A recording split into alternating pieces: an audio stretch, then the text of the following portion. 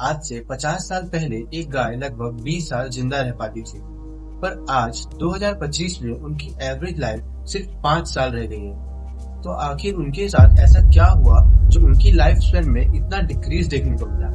तो आज हम इसके पीछे छुपी सच्चाई के बारे में जानेंगे। सबसे पहले हम जानेंगे कि पहले गाय की लाइफ कैसी थी और सबसे इम्पोर्टेंट आज उनकी लाइफ कैसी है। दोनों को कंपेयर करने से आपको पता चल जाएगा कि इसके पीछे रीजन क्या है। देखो, अगर आपने गांव की लाइफ देखी है तो शायद आपको पता होगा कि पहले लगभग सभी के घरों में गाय या भैंस का पालन किया जाता था। उनके रहने के लिए हम एक सेपरेट घर भी बनाते थे जहां वो रात को रह सके। शाम होते ही उन्हें उनके घर में भेज दिया जाता था और यहाँ तक कि उन्हें मच्छर परेशान ना करे, इसलिए हम धुआं भी करते थे ताकि हमारी गाय को कोई परेशानी ना हो। क्योंकि हम उसे कोई जानवर नहीं मानते थे, हम उसे अपने परिवार का हिस्सा मानते थे। जाहिर सी बात है, अगर उनकी इतनी छोटी छोटी चीजों का ध्यान रखा जा रहा है तो हम उसे भूखा कैसे रहने देते। खाने पीने का भी कोई टेंशन नहीं था, उन्हें प्रॉपर टाइम टू टाइम खाना खिलाया जाता था। और सबसे अच्छी बात, दोपहर में उन्हें खेतों में घास चरने के लिए छोड़ दिया जाता था, जिससे उसे ऐसा न लगे कि वो एक ही जगह बंधी है। ये थी उसकी असली आजादी। और जब भी वो बीमार हो जाती तो हम भी परेशान हो जाते, क्योंकि हम नहीं चाहते थे कि हमारी गाय को कुछ हो, क्योंकि हम उसे अपने बच्चे की तरह प्यार करते थे। और सबसे अच्छा टाइम तो तब होता था जब हमारी गाय अपने बच्चे को जन्म देती थी। उसके बच्चे को हम अक्सर उसके साथ ही रखते थे, क्योंकि उसको उसकी माँ के प्यार की जरूरत थी। पर आज जो डेयरी फार्म्स में हो रहा है, मैं आगे आपको बताऊंगा, लेकिन ये बात सुन के शायद आपको बहुत बुरा लगे। बच्चे के जन्म होने के बाद गाय दिन में लगभग 10 से 15 लीटर दूध देती है, जिसमें से 1/3 या आधा, डिपेंड करता है उसके मालिक के ऊपर, उस बच्चे को पिलाया जाता है। और ये दूध उसे पिलाना ही चाहिए, क्योंकि वो दूध उसके लिए बहुत जरूरी होता है, स्पेशली पहले हफ्ते का दूध, जिसे कोलेस्ट्रम कहते हैं। उस मिल्क में हाई प्रोटीन, हाई न्यूट्रिशन सब कुछ होते हैं सिर्फ उसके बच्चे के लिए।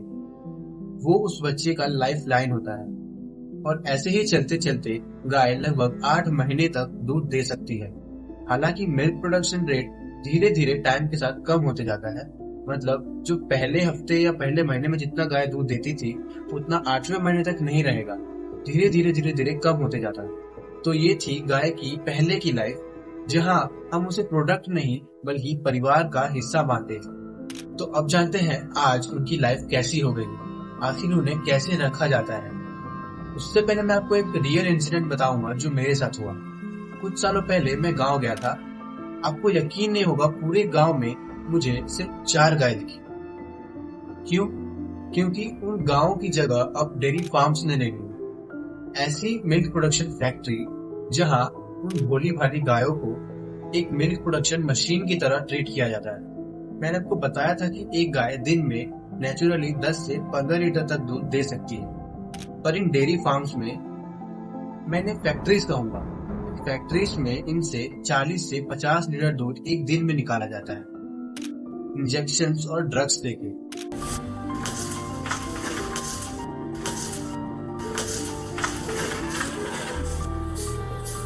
This blood is the blood which has come out after the injection. हालांकि ये ड्रग जिसे इंजेक्शन के थ्रू उन्हें दिया जा रहा है, जिससे मिल्क प्रोडक्शन इतना बढ़ जा रहा है, ये इंडिया में बैन है।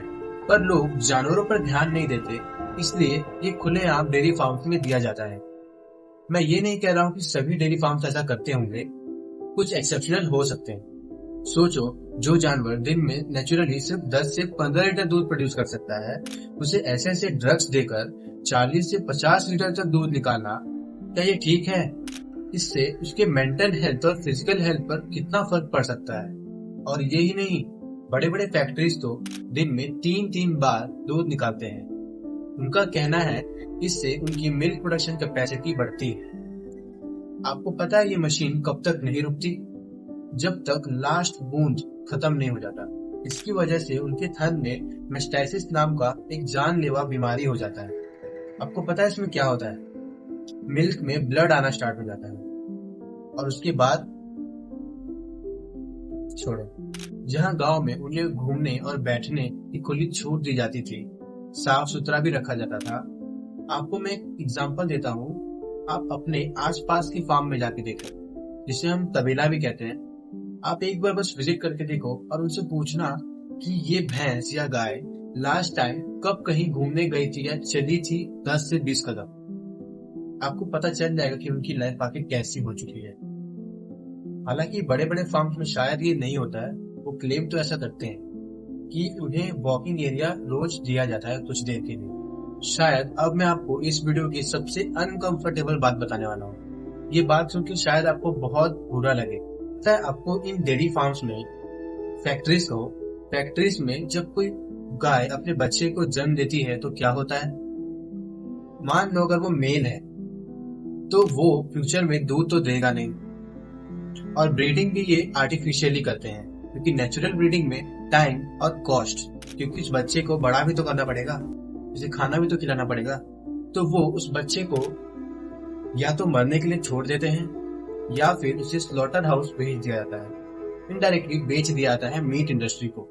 और अगर वो फीमेल है तो उसे रखा जाता है, क्योंकि उसे भी तो अब 2 साल बाद अपनी माँ की तरह दूध देना है। पैदा होने के कुछ घंटे बाद ही उन दोनों को अलग कर दिया जाता है। दिन में 2 बार बच्चे को अपनी माँ से मिलाया जाता है दूध पीने के लिए, और वो भी कम ही, क्योंकि पहले हफ्ते का दूध प्रोटीन रिच होता है, इसलिए उसकी मार्केट में ज्यादा डिमांड होने की वजह से वो दूध भी उस बच्चे को कम ही मिलता है। और कुछ ही हफ्तों बाद वो बच्चा दूध के बिना जीना सीख जाता है, और फिर 8 महीनों तक उस गाय से दूध निकाला जाता है ऑक्सीटोसिन के ड्रग्स लेके।